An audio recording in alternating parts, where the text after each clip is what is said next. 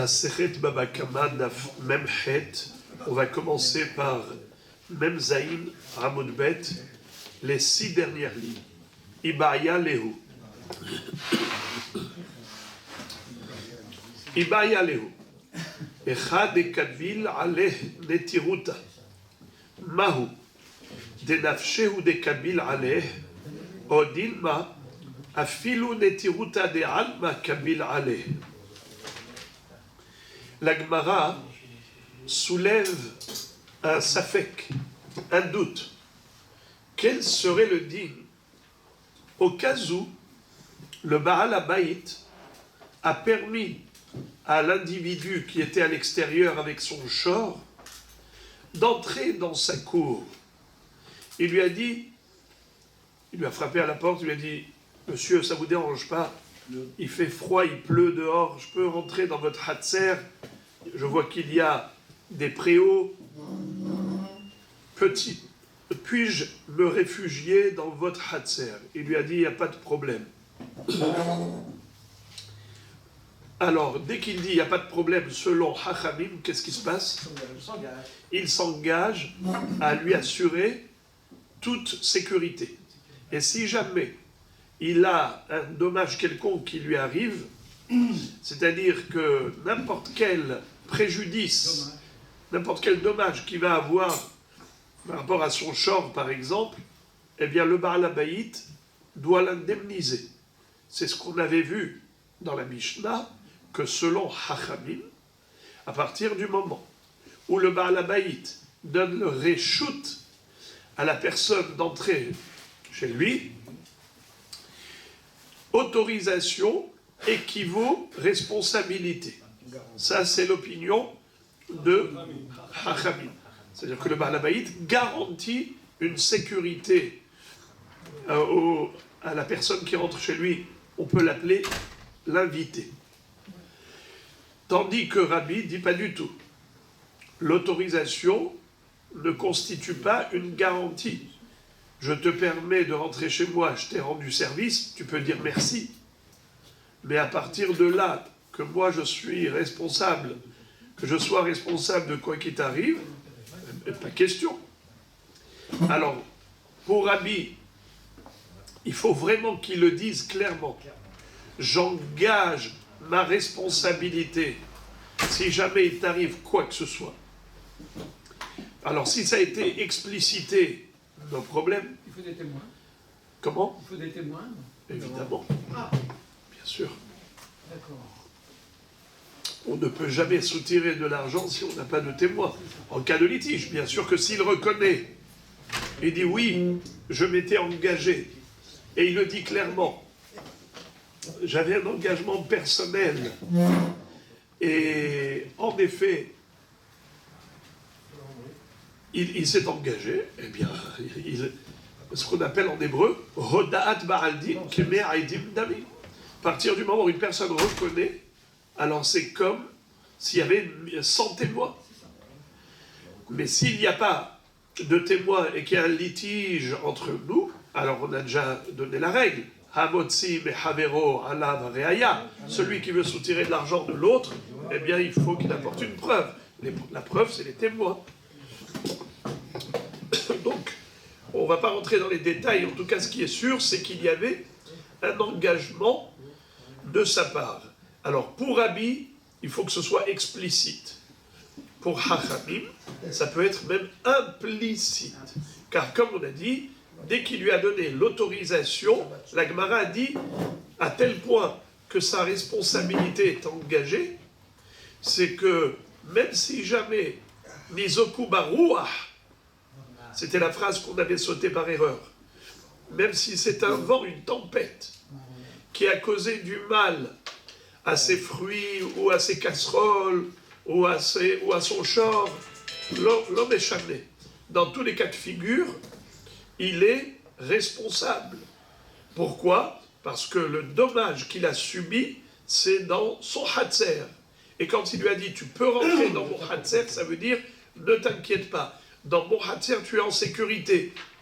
Et si jamais ça s'est avéré faux, il n'était pas en sécurité, il a subi un dommage quelconque, même si ce n'est pas lui la cause du dommage, même si ce n'est pas à cause de lui, c'est le vent. Nahon, comme on a vu là-haut, Rava Amar Kula Rabananhi Ubirshut, Shmirat Kederot Kibel Alabal Hatzer Ba'afilun Ishberu Baruah. Même si les marmites se sont cassées avec le vent. C'est-à-dire, c'est même pas sa bête à lui qui a cassé les casseroles, les Kederot, c'est le vent. Ça s'est passé chez lui. Il lui a dit, chez moi, tu es en sécurité. Alors, quoi qu'il arrive. Alors maintenant, pourquoi j'ai fait exprès de rappeler cette phrase de la Gemara? Pour que vous compreniez que ce qu'on va étudier maintenant, ce n'est pas évident. Regardez la question. Ibaya Léou, les Hachamim se sont demandé.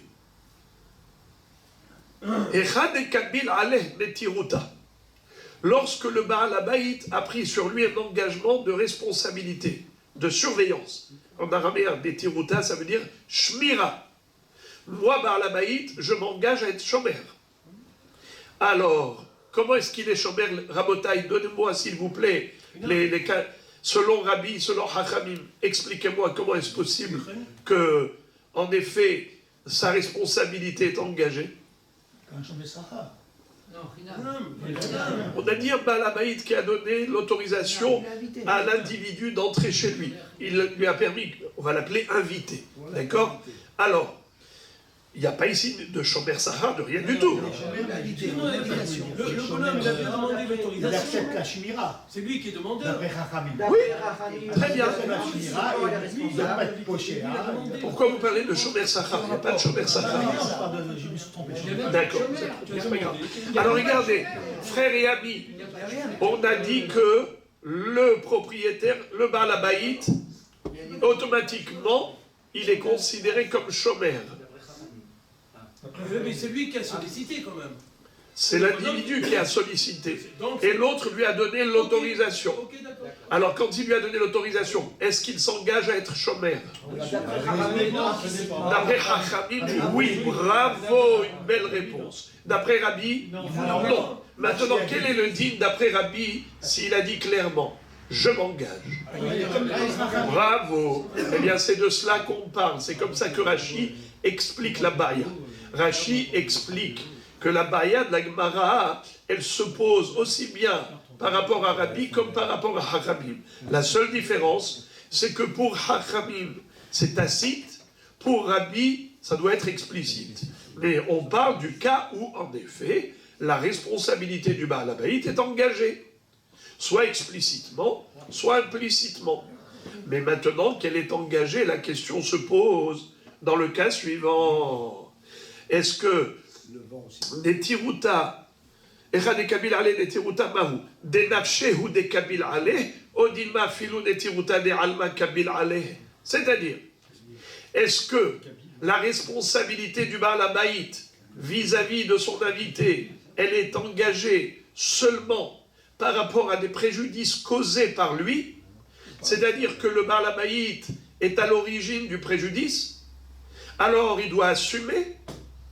Par exemple, c'est le chien du Baal Habayit qui a mordu le chauve de l'invité, ou bien par exemple, la bête du Baal Habayit a mangé les fruits de l'invité, alors c'est par rapport à ce genre de dommages et de dégâts qu'il doit assumer, et donc verser des indemnités, ou bien même par rapport à un dégât causé par un facteur étranger.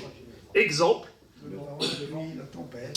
il y a une bête de l'extérieur qui est venue, qui est rentrée dans la cour, et qui a encorné par exemple le taureau de l'invité.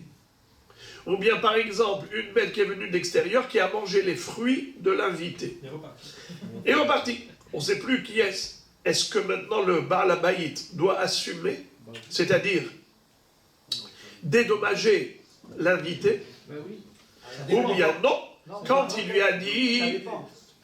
a dit j'engage ma responsabilité, ça veut dire que par rapport à des problèmes que moi je vais te causer. Si jamais par exemple ma bête a mangé tes fruits, ma bête a cassé tes casseroles, mon taureau a encorné le tien, là j'assume, mais pas pour des dégâts causés par des facteurs étrangers.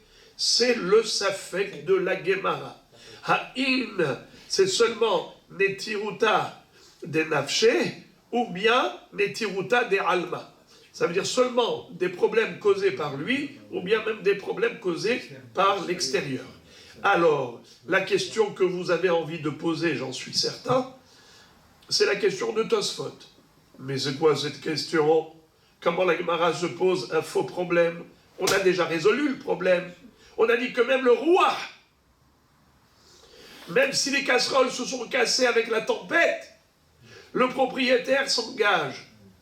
Puisque Rava plus haut avait dit Afilu nishberu baruah.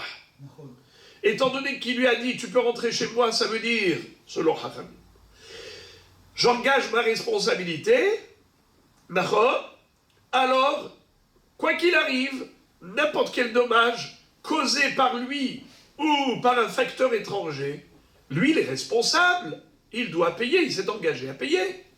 C'est ça ce que cela veut dire, selon Hachamim de manière tacite ou selon Rabbi de manière explicite. Si explicitement il s'est engagé. Il s'est engagé sur le vent, la pluie, les animaux extérieurs. Non, il a dit j'engage ma responsabilité. Alors automatiquement, ça va de soi. C'est ça ça fait de la Gemara. Alors la Gemara dit, alors Tosfot dit, mais je ne comprends pas comment la Gemara se pose une question maintenant qu'elle a déjà résolue auparavant. On a dit Afilu baruah. Alors il ne faut pas se poser cette question. Deux réponses de Tosfot. Première réponse, c'est que peut-être, quand Rava avait dit l'histoire de Barouah, c'était juste en tant que déhiya, en tant que réfutation. Il avait dit peut-être que, quand il s'engage même pour un dégât causé par un facteur étranger. Mais c'est peut-être. La Gemara maintenant, elle veut aller au fond du sujet, et elle ne veut pas que du peut-être, elle veut être sûre quel est le dit.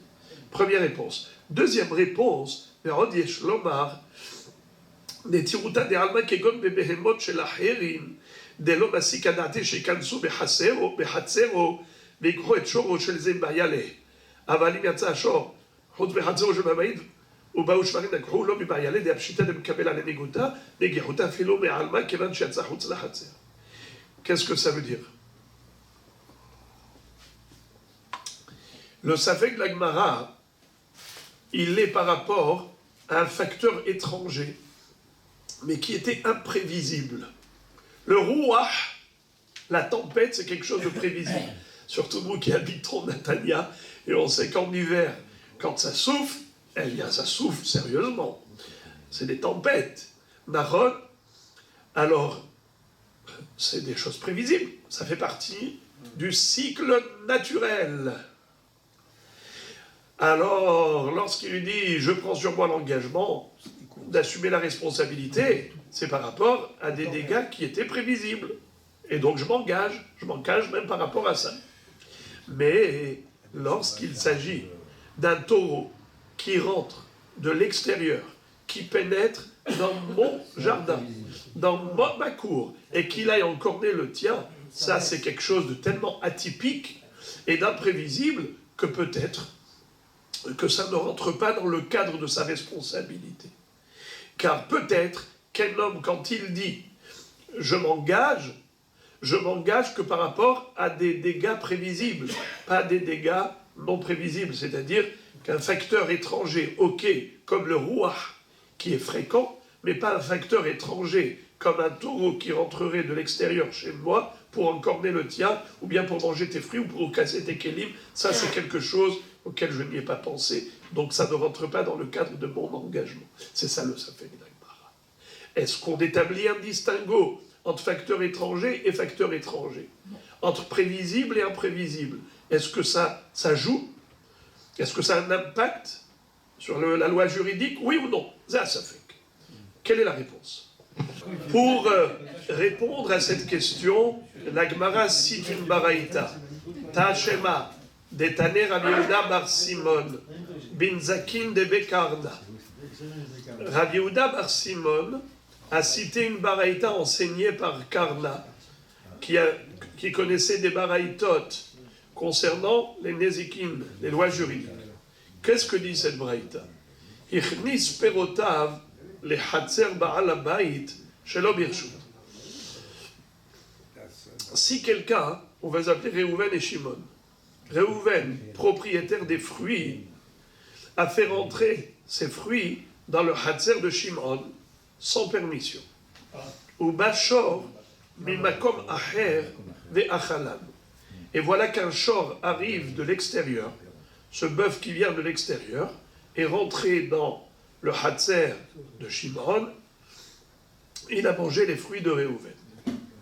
Patour. Ve'im ichnis birshut hayav. Mais s'il a fait rentrer ses fruits avec autorisation, alors dans ce cas-là, il est hayav. Fin de citation. La Gemara demande man patour ou man hayav. Lav patour ba'al hatzer, ve hayav ba'al hatzer. A priori, quand on nous a dit s'il les a fait rentrer sans autorisation, il est patour. S'il a fait rentrer les fruits avec autorisation, il est hayav. Qui est patour et qui est hayav? De qui la braïta elle parle? De prime abord, il semblerait qu'il s'agisse de qui? Du Baal Hatzer, le Baal Habayit. Donc voilà, tu as la réponse à ta question. Tu as la réponse à ta question. C'est de quoi ta question? Quel est le din si un shor qui provient de l'extérieur est rentré dans le Hatzer et il a mangé les fruits de l'invité? Alors, on s'était posé la question, est-ce que même dans ce cas, le Baal Habayit doit payer à l'invité le prix des fruits endommagés? Oui ou non? Réponse oui. Pourquoi oui? Parce que c'est écrit clairement dans la Braïta. Birshut, Hayat. Ce n'est que si c'était chez l'homme Birshut. Là, il n'est pas tout. Ça veut dire qu'il est rentré sans autorisation. Et maintenant, il s'est fait manger ses fruits. Quoi, tu vas aller maintenant réclamer au Baal Habayit qui te paye tes fruits, mais tu es rentré sans permission. C'est sûr qu'il n'est pas tôt. Dans quel cas il serait hayav s'il t'a donné autorisation? Et pourtant, qui a mangé ces fruits? C'est un shor de l'extérieur. Alors tu vois de là que si la Braïta dit hayav, même pour un shor de l'extérieur qui a mangé ses fruits, le Baal Habayit est hayav. Alors tu as la réponse à ta question. C'est que même les tiruta de alma kabil aleh, il prend sur lui un engagement de responsabilité par rapport à n'importe quel dommage, même un dommage causé par un facteur étranger. Donc l'assurance, elle couvre. Eh bien, la Gemara réfute cette preuve. C'est beau, mais c'est faux. Pourquoi? Amré, les Hakamim ont dit, là, je peux dire que Bichlal, on ne parle pas du tout du Baal Hatzer.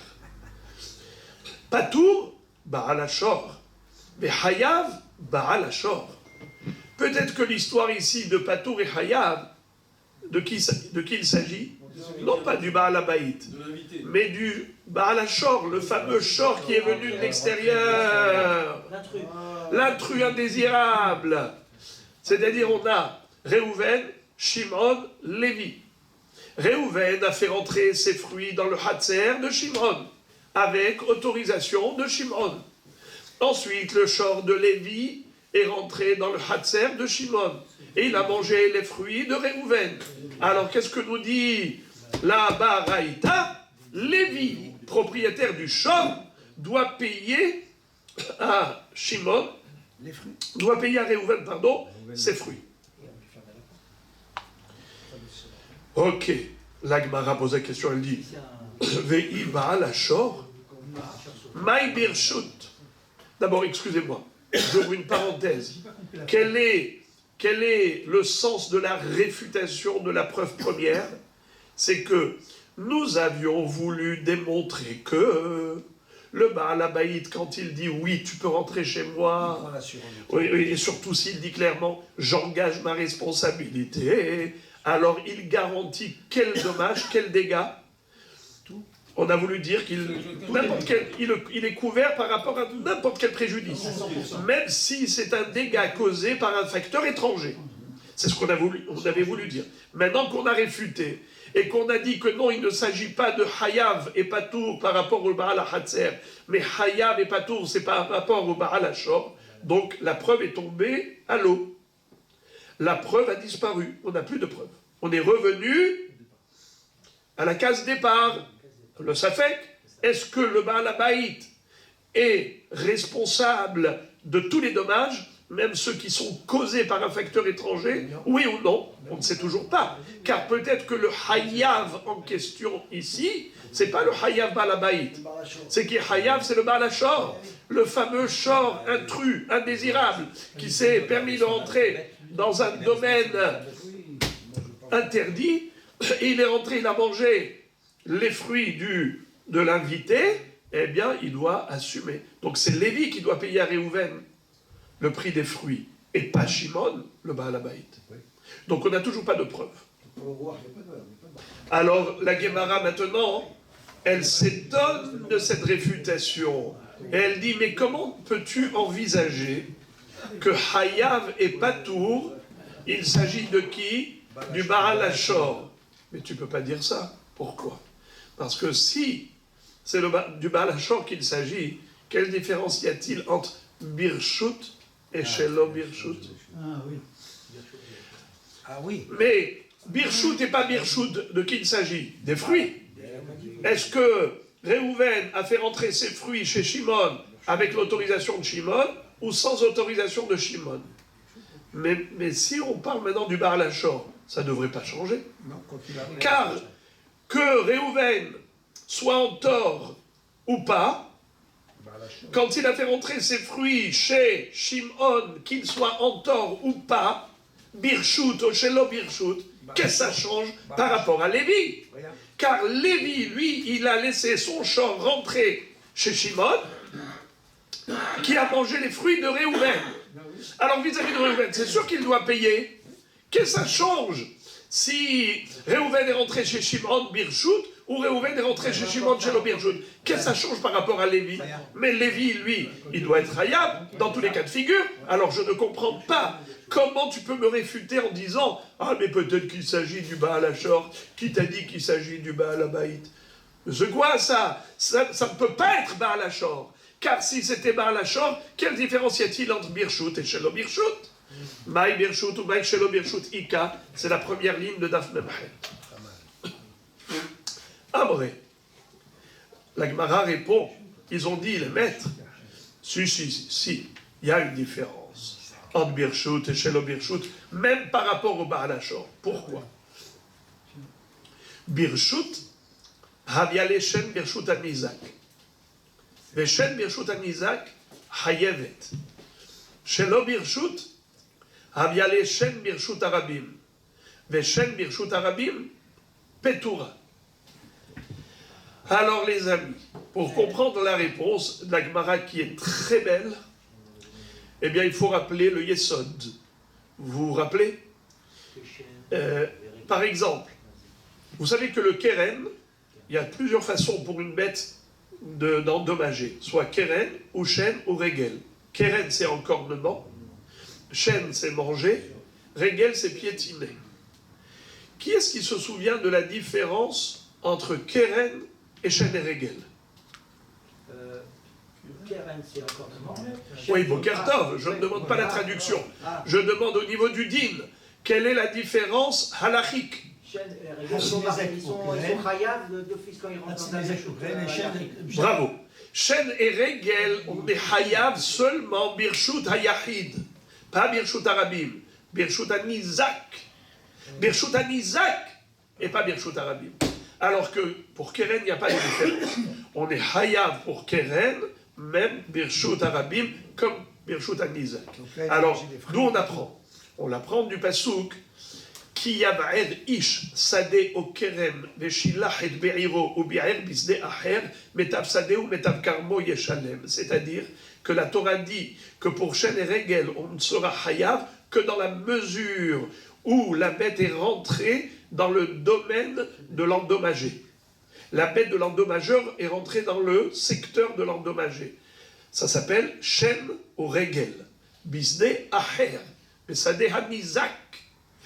Mais pour le Keren, la Torah n'a pas précisé, elle n'a pas distingué entre Reshut Anizak et Reshut Arabim. Donc il est Hayab dans tous les cas de figure. Ben Birshut Arabim, Ben Birshut Anizak. Alors regardez maintenant la beauté.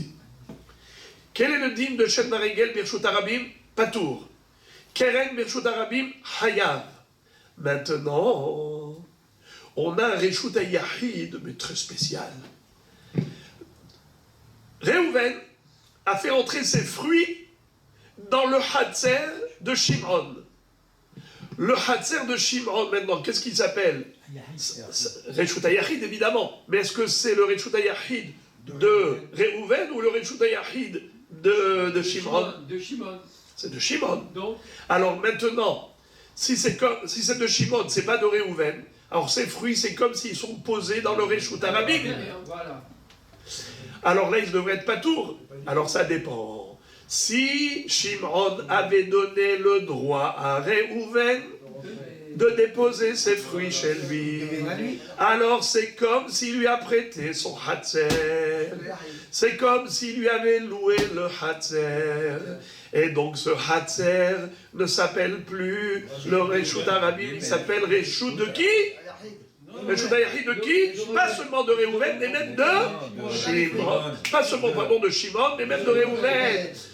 Du propriétaire des fruits. Car quand il a déposé les fruits ici, il avait le droit de les déposer ici. Car Shimon lui a dit, tu peux. En lui disant, tu peux déposer tes fruits, ça veut dire qu'il lui prête le sadé.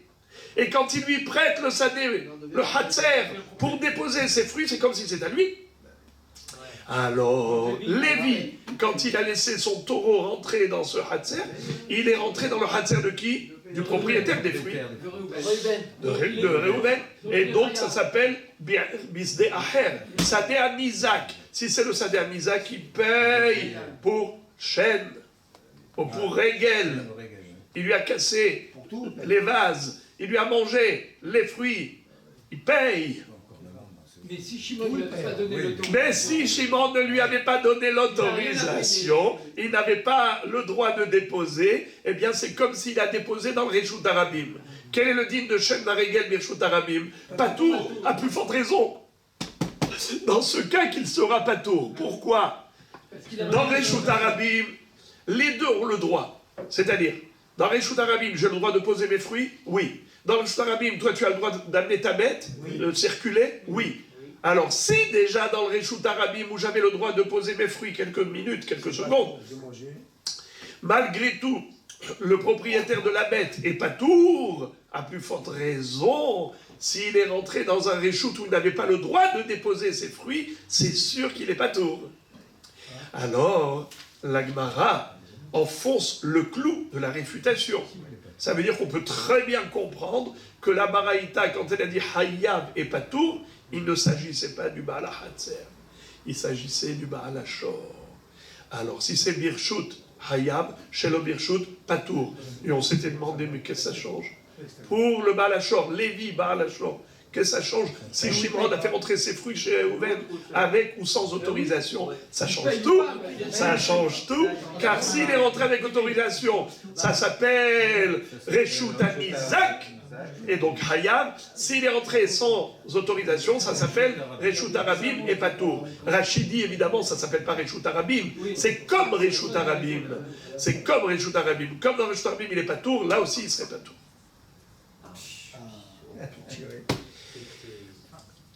Alors, on est à la case départ. Retour à l'expéditeur. Pourquoi? Car on n'a toujours pas de réponse à notre question première. Savoir. Quand Réhouven, propriétaire du Hatzer, dit à l'invité, Mister Shimon, tu peux rentrer chez moi avec tes fruits ou avec ton shor ou avec tes colis. J'engage ma responsabilité.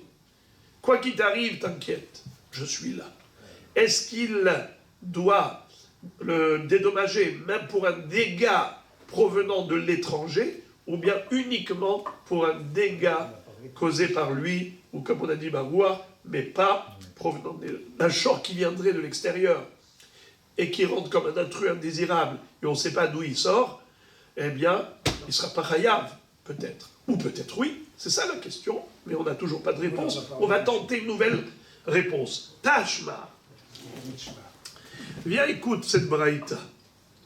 Hichnis shoro lehatzer ba'al habayit shelo birshut ubashog mimakom acher ungaho hayav.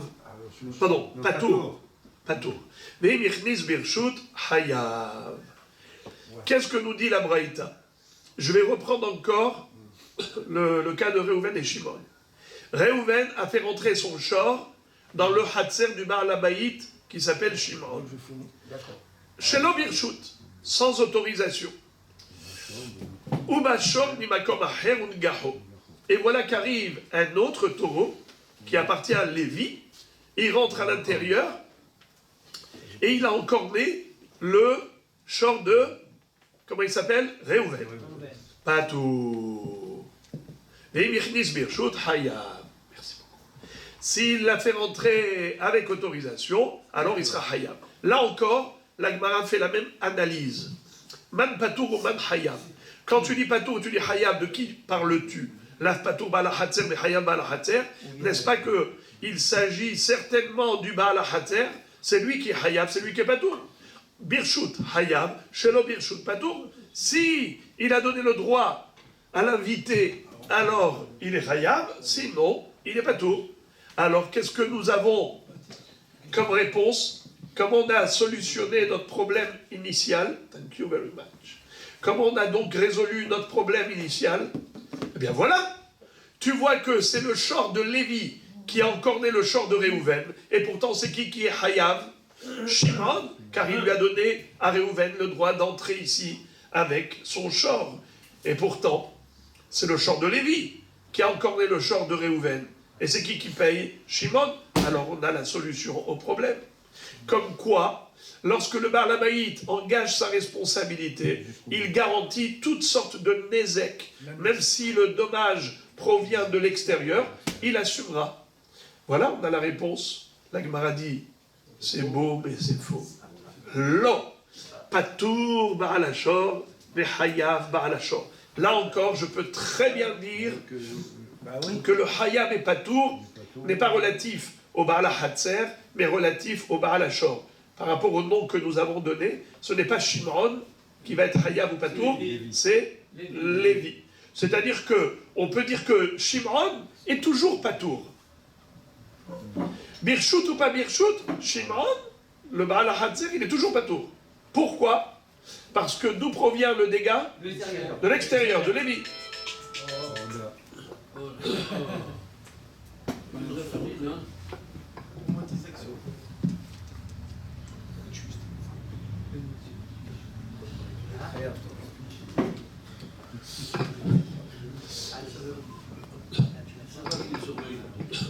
Si ça provient de Lévi, et Lévi, c'est lui qui est Hayav, alors la Gemara repose la même question que tout à l'heure. Maï birshut, ou maï shelo birshut, Ika. Alors, là, vous auriez envie de donner la même réponse que tout à l'heure, à savoir que l'impact sur Lévi, si c'est birshut ou pas birshut, c'est que si Shimon est rentré birshut, alors ça veut dire que, pardon, si Réhouven est rentré birshut, ça veut dire que Shimon lui a prêté sa cour pour faire rentrer là-bas son shor, donc c'est considéré comme reshut hanizak. Tandis que s'il est rentré chez l'homme birshut, alors Shimon n'a pas prêté à Réhouven son hatzer, alors c'est considéré comme reshut harabim, et donc il devrait être patour. Vous avez envie de dire ça? Pourquoi on ne peut pas le dire? La Gemara ne dit pas ça, et pourquoi on ne peut pas le dire? Allez, je vous laisse 15 secondes de réflexion. Hein? Il est jamais responsable, quoi. Pourquoi ça n'aurait pas marché? Tout à l'heure, on avait bien dit ça, c'était beau. Et pourquoi la Gemara ne donne pas maintenant cette réponse? C'est la même question et on n'a pas la... Bravo! Excellent! Bravo Rabbi Shimon. C'est le reshut de Shimon. Mais non. Non, alors écoutez la différence. On parle de chêne, Bravo. Avant cela, on a parlé d'une bête qui a mangé, mais maintenant on parle d'une bête qui a encorné. Ça n'a rien à voir. Quand est-ce qu'on distingue entre Reshut Arabim et Reshut Anizak? C'est que par rapport à Shem Varegel, car la Torah écrit ou Bi'er Bisde Acher. Mais pour l'encornement, il n'y a aucune différence entre Reshut Arabim et Reshut Anizak. Alors c'est pour ça que là, la Gemara ne peut pas donner cette réponse. Alors, si c'est comme ça, alors regardez, essayez de rester avec moi. Si on ne peut pas dire qu'il y a un impact sur Lévi par rapport au Birchut et Shelo Birchut, donc on ne parle pas de Lévi. Si on ne parle pas de Lévi, là, c'est qui Hayav et Patour? C'est Shimon, le Baal HaChatzer. Donc on a solutionné notre problème. Que le Baal HaChatzer il est Hayav, même par rapport à un Nezek provenant de l'extérieur, même par rapport à un encornement du taureau de Réhouven par le taureau de Lévi, et il s'est enfui. Lévi, il est parti en Australie. C'est qui paye? C'est Shimon. Nahon, donc voilà, ça tire la route. Il m'a dit non. Malgré tout, on peut très très bien dire que Hayav et Patour, c'est par rapport à qui? Lévi, le Baal HaShor. Et quand est-ce qu'il est Hayav? Bravo! Non, attendez. Essayez de ne pas avancer. N'anticipez pas. Moi, je pose des questions, mais pas pour avoir la réponse. C'est ce qu'on appelle une question rhétorique. C'est pour que ce soit plus compréhensible. Quand on dit Hayav et Patour, c'est qui? C'est Lévi, Baal HaShor. Seulement, tu as posé la question, tu as dit, tu sais le Baal HaShor, qu'est-ce que ça lui change à lui? Si Réhouven est rentré avec ou sans autorisation, il devrait être toujours Hayav. Et là, tu ne peux pas dire, comme on avait dit précédemment pour Shen, quand il a mangé, qu'il y a une différence entre Birchut et pas Birchut, parce que si c'est Birchut, il lui a prêté le Makom, alors ça s'appelle Reshut Anizak. Si c'est Shalom Birchut, c'est comme Reshut Arabim. Là, ça ne marche pas. Pourquoi ça ne marche pas? Parce que même Birchut Arabim, il est Hayav. Donc dans tous les cas de figure, le Keren est toujours condamné à payer. Alors Lévi serait toujours condamnable, dans tous les cas de figure, que Réhouven soit entré Birchut ou pas Birchut. La Gemara donne une réponse. Ah, du miel. On va se lécher les doigts. Regardez la réponse. Amré, Hamani, tu veux savoir, c'est qui l'auteur de cette baraïta? Rabbi Tarfoni. C'est Rabbi Tarfon. Rabbi Tarfon, on connaît sa chita. De Amar, Meshune Keren, Behatzer Anizak, Nezek Shalem, Beshalem. Birshut Aviale Keren, Behatzer Anizak, Shalem, Nezek Shalem. Shelo Birshut, Aviale Keren, Birshut Arabim, Velo Beshalma, et la Hatzi Nezek. C'est-à-dire, Rabbi Tarfon nous avait enseigné qu'il, lui, n'était pas d'accord avec Hachamim. Rappelez-vous ce que disait Hachamim, que pour Keren, pour l'encornement, on paye toujours Hatzi Nezek pour un shortam. Les 3 premières fois où le short a encorné, il payera que demi-tarif, la moitié du prix du dégât. Il n'y a pas de différence que ce soit dans un Reshut Anizak ou Reshut Arabim. Mais Rabbi Tarfon va dire qu'il y a quand même une différence. Quand est-ce que la Torah a fait une réduction de 50%? C'est Dafka Birshut Arabim. Mais si le taureau qui a encorné était rentré dans le domaine du Reshut Anizak, alors il paiera 100% du dégât, même les 3 premières fois. Il n'y a pas de notion de shortam qui ne paye que demi-tarif si le short il est rentré carrément dans le Reshut du Nizak. Quand est-ce qu'il bénéficie de la réduction? Ce n'est que dans le Reshut Arabim où il avait le droit de circuler le short.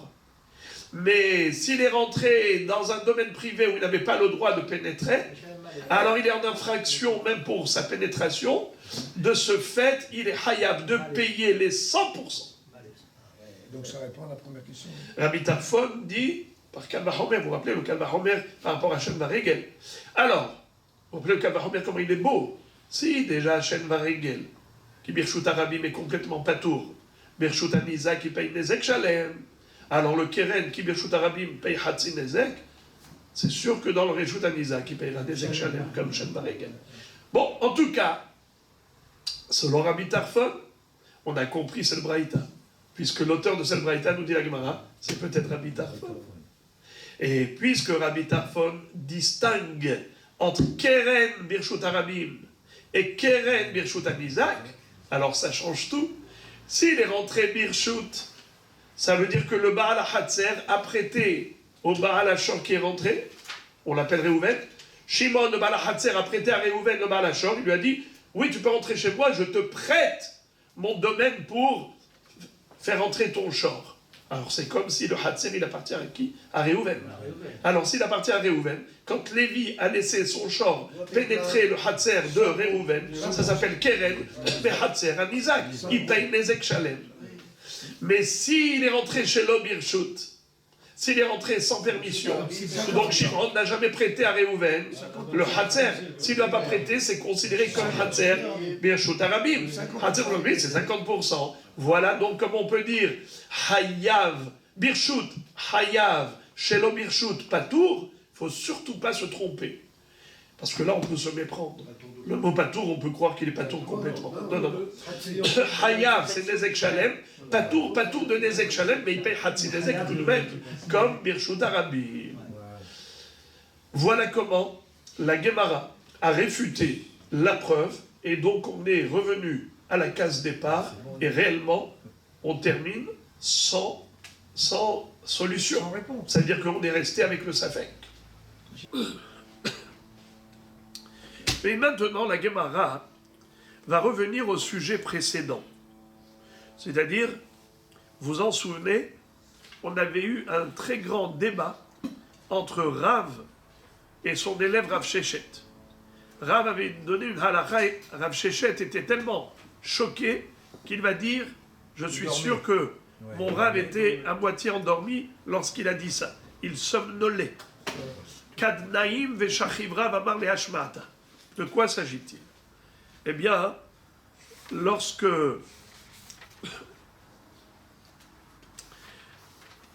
la Mishnah nous a dit que Réhouven a fait rentrer ses fruits dans le Hatzer de Shimon sans permission.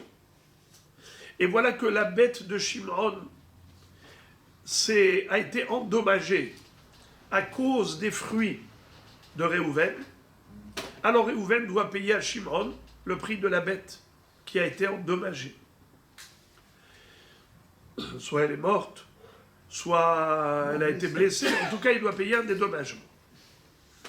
Mais Rav va dire, toute cette histoire-là, de la condamnation de Réhouven, propriétaire des fruits, à payer à Shimon, propriétaire de la maison et du Hatzer et de la bête, c'est uniquement si la bête de Shimon a glissé sur les fruits de Réhouven. Les kabaïn. Et là, elle s'est cassée la patte ou elle est morte. Mais si elle a mangé les fruits et elle a fait une indigestion, elle est tombée malade ou même elle est morte, alors dans ce cas-là, il n'a rien à payer. Pourquoi? Havala chez l'autoral. Elle n'avait qu'à ne pas manger. Alors elle mange, elle-même elle s'est fait du mal. Ce n'est pas à Réhouven à payer à Shimon le prix de sa bête.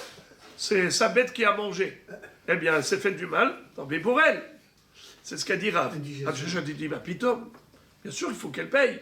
Il faut qu'il paye même pour ça. Il n'y a pas de différence comment elle s'est fait mal avec les fruits de Réhouven, que ce soit qu'elle ait glissé ou qu'elle ait mangé, c'est à cause de Réhouven, il faut qu'il paye. Rav a dit non, Abala chez l'autochal. Quand est-ce qu'il est hayav? Que si elle a glissé sur les fruits, mais pas si elle les a mangés.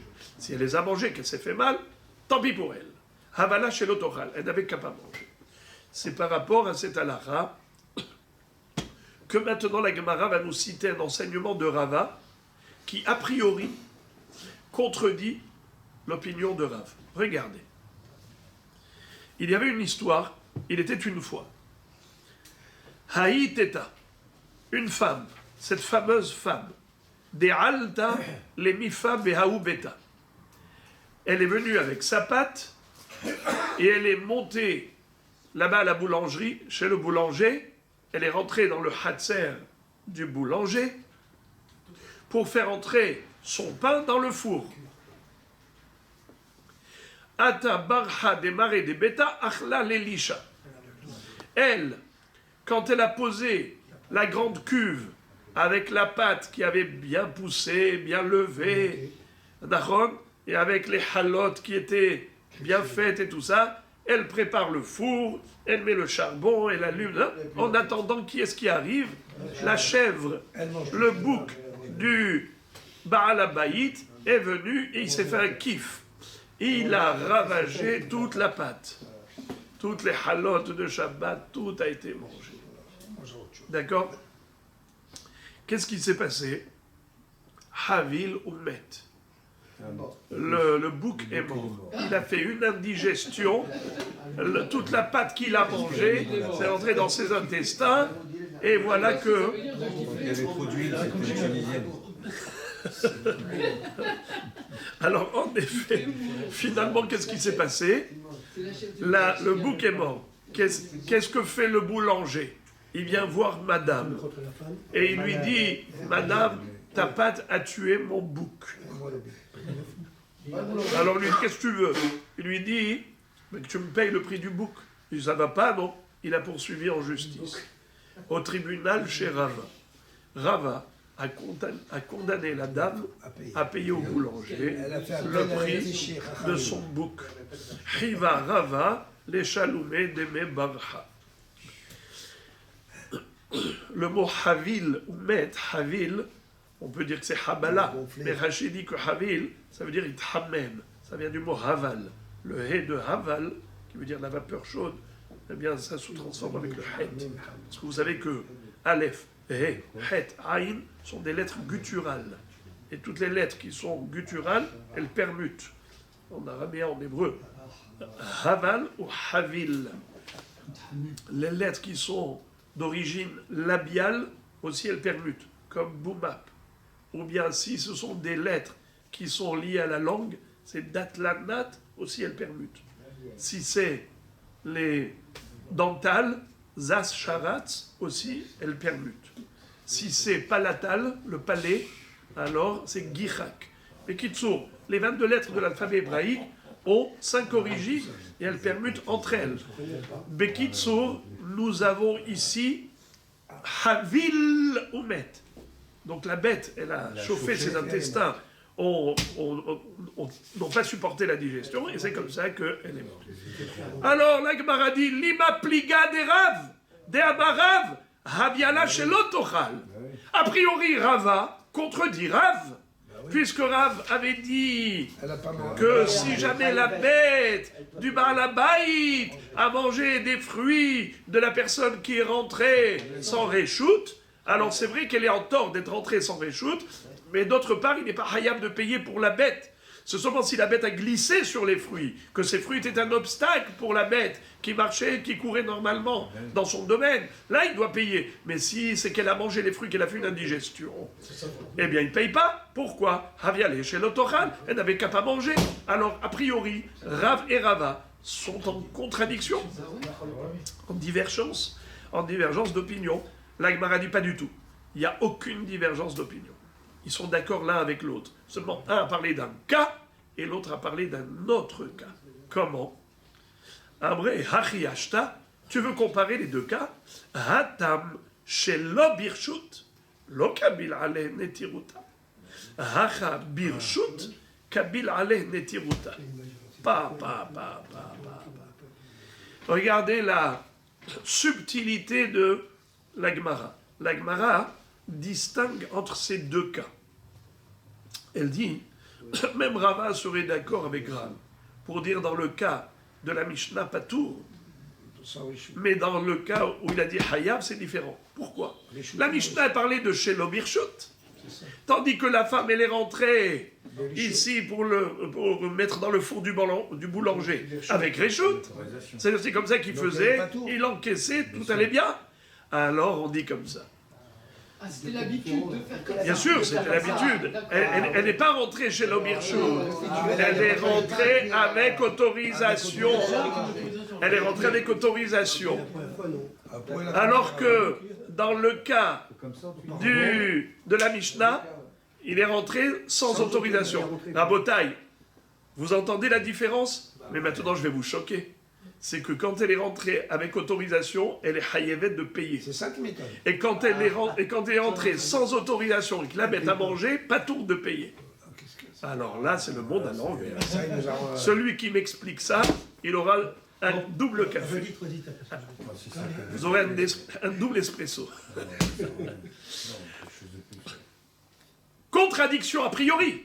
Pas a priori, C'est que Rav a dit Patour, le Baal Apérot qui a fait rentrer ses fruits sans permission dans le domaine de Réhouven du Baal Hatzer, et ensuite la bête du Baal Hatzer est venue et l'a mangée, et elle est morte, le Baal Apérot est Patour. Pourquoi? Avalé chez l'autoral, elle n'avait qu'à pas manger.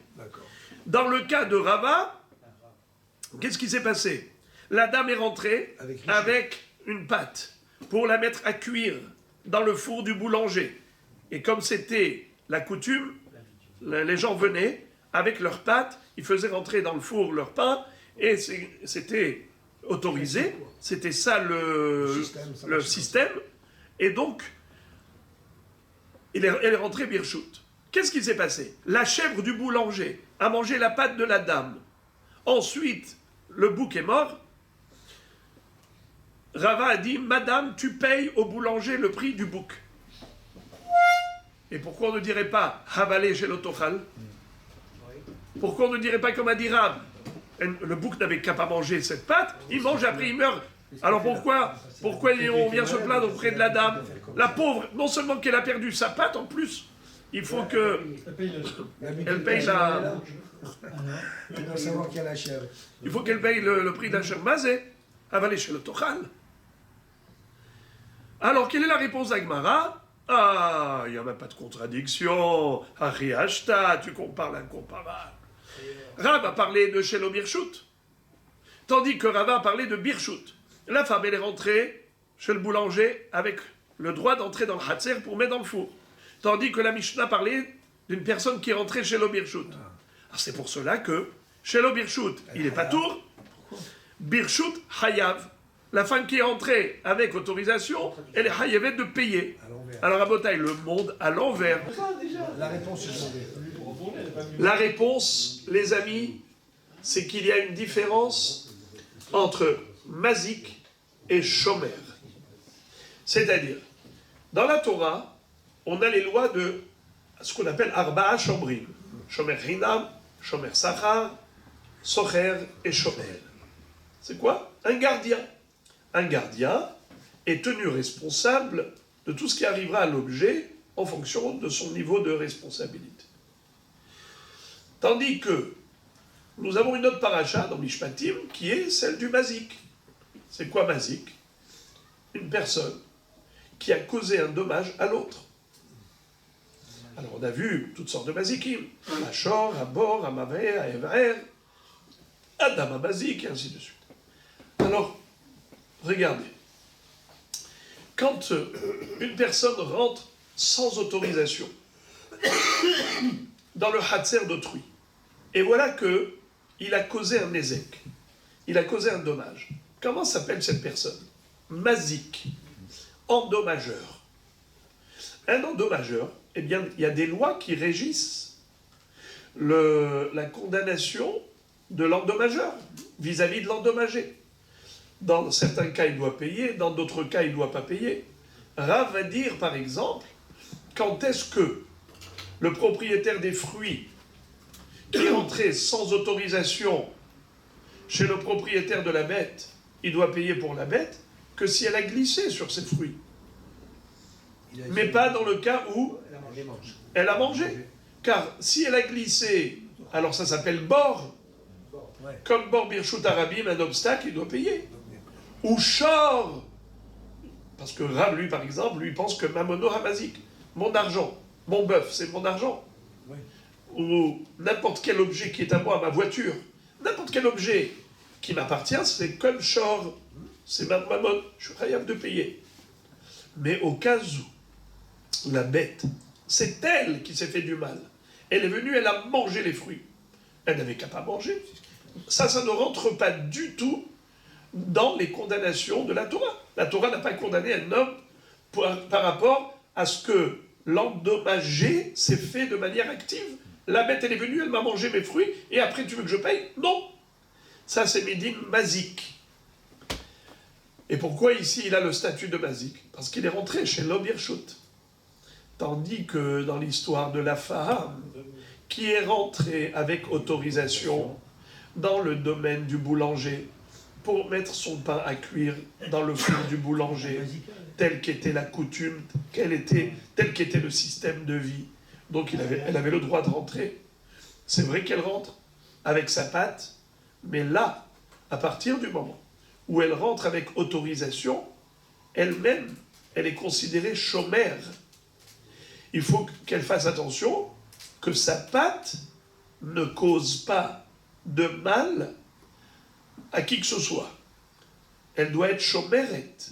Et si maintenant le bouc a mangé sa pâte et le bouc est mort, elle n'a pas surveillé le bouc du Baal Habayit par rapport à sa pâte à elle. Car elle rentre ici avec autorisation, certes, mais à elle de faire attention, d'être chômérette.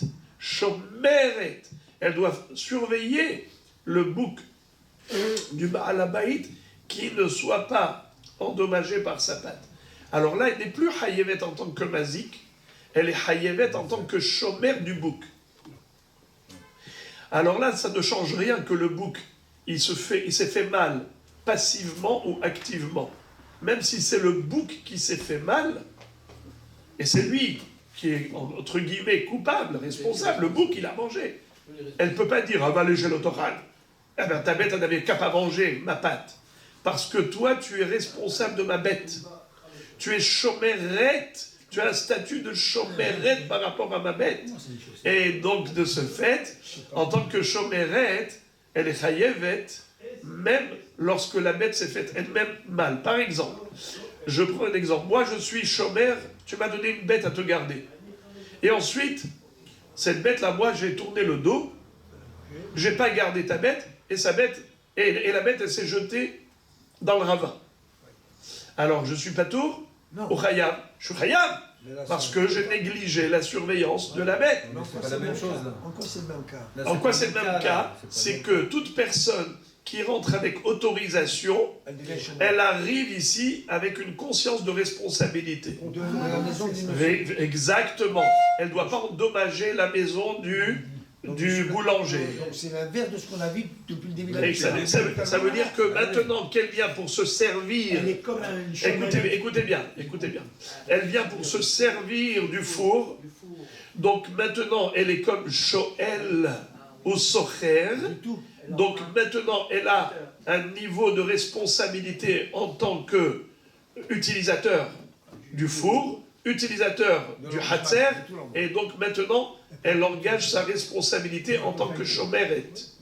Alors chômérette, c'est déjà une autre paire de manches. Elle est condamnée à payer pour le bouc qui a mangé sa pâte parce qu'elle devait surveiller les biens du Baal Habayit pour pas qu'ils soient endommagés, qu'ils soient pas endommagés par elle. Alors maintenant, regardez. Ça, c'est fort. C'est très fort. C'est comme... Et dans quelques secondes, on va expliquer une subtilité à ce propos. Regardez, s'il vous plaît. La Gemara pose la question, elle dit « Umayshna meha isha shenichnesa lithon hitin etzel Baal Habayit shelo birshut ve'achaltan behemto shel Baal Habayit patur ve'im huzka hayevet ta'amad shelo birshut habirshut patur » Qu'est-ce que ça veut dire? J'ai pas compris. Tu me dis qu'elle a un statut de chômérette parce qu'elle est rentrée pour utiliser le four? Alors explique-moi s'il te plaît la différence avec la braïta qu'on avait vue dans le DAF précédent. Rappelez-vous cette braïta où on avait vu Haisha shenichnesa לטחון חיטים אצל בעל הבית שלא ברשות ואכלתן בהמתו של בעל הבית פטור, אם הוזכה חייבת. C'est-à-dire, une femme qui est rentrée pour aller moudre du blé chez le Baal Habayit, chez le meunier, Si elle est rentrée chez l'Obirchut sans autorisation et que la bête du meunier a mangé de ce blé, alors le Baal Habayit est pas tour, parce qu'elle est rentrée sans permission. Et Imuzka Hayevet. Et si la bête, c'est elle qui a été endommagée par ce blé, alors la femme qui est rentrée avec le blé, pour le moudre là-bas sans autorisation, elle doit payer une indemnité pour la bête qui est morte avec ce blé. C'est seulement sans autorisation. Machma que si c'était avec autorisation qu'elle est rentrée moudre le blé, j'aurais dit qu'elle est ptoura pour la bête qui a été endommagée avec ce blé. Comment ça se fait? Mais tu viens de dire que quand elle est utilisatrice, désormais elle a un statut de chomeret, et si elle est chomeret, alors elle est responsable par rapport à la bête du Baal Habayit. Quelle différence entre une femme qui rentre chez le boulanger ou une femme qui rentre chez le meunier? Chez le meunier avec le blé et chez le boulanger avec la pâte. Qu'est-ce que tu as dit? Quand le bouc a mangé la pâte, elle doit payer. Et quand elle rentre avec son blé et que le bouc ou la bête, n'importe laquelle, ça a été endommagé avec les fruits, tu dis ptoura. Quelle différence? C'est le même cas. Question bombe. C'est exactement le même cas. Ici, c'est le blé avec le moulin, et ici, c'est la pâte avec le four. Ici, tu me dis ptoura, et ici, tu me dis hayevet, pour la bête qui est morte. Quelle différence? Là, c'est pas un double espresso que je vous fais. Cette fois-ci, je vous donne même un pain au chocolat. Écoutez, Rabotaille de folie. Mais ça, vous ne pouvez pas deviner. Donc, c'est pour ça que j'attends. Regardez, les amis. La Gemara répond. Il y a une différence entre moudre le blé et cuire le pain. C'est quoi la différence? C'est la tsni'out, la pudeur. C'est-à-dire, quand une femme doit faire entrer du pain dans le four, alors il y a la chaleur du four qui peut brûler les manches de ses vêtements, et donc surtout si c'est du satin, ou bien je ne sais quoi, alors qu'est-ce qu'elle fait? Elle retrousse les manches pour ne pas abîmer, alors elle retrousse les manches, donc elle découvre ses bras. Comme elle découvre ses bras, le boulanger ne peut pas rester à côté d'elle, par mesure de tsni'out que la Torah impose aux hommes. Les hommes ne doivent pas regarder des parties cachées du corps d'une femme. Et de ce fait, il est obligé de rentrer chez lui. Alors, si lui rentre chez lui, c'est à elle d'être chomeret, le chez lui. C'est pour ça qu'elle doit faire attention que le bouc du boulanger ne mange pas sa pâte, sinon elle sera chayenne. Tandis que quand il s'agit juste de moudre le grain, alors il n'y a pas besoin de retrousser les manches. Alors elle peut moudre le grain en étant habillé convenablement. Lui n'a pas besoin d'aller se cacher. C'est pour cela que c'est lui qui doit surveiller. Lui doit surveiller sa bête. C'est pas elle. Mais si lui il est obligé de rentrer chez lui, donc c'est à elle. Alors on va le lire dans le texte. Juste on termine avec le texte. Après, l'itron hitim kevat de l'obayat smi'uta mide l'obae mesal kemarvata de hatzem nafshayu ve'aledine rabene tiruta aval mifa kevat de baya itzmi'uta marvata de hatzem mesal kenafshayu el kar aladide Rabia Netiruta.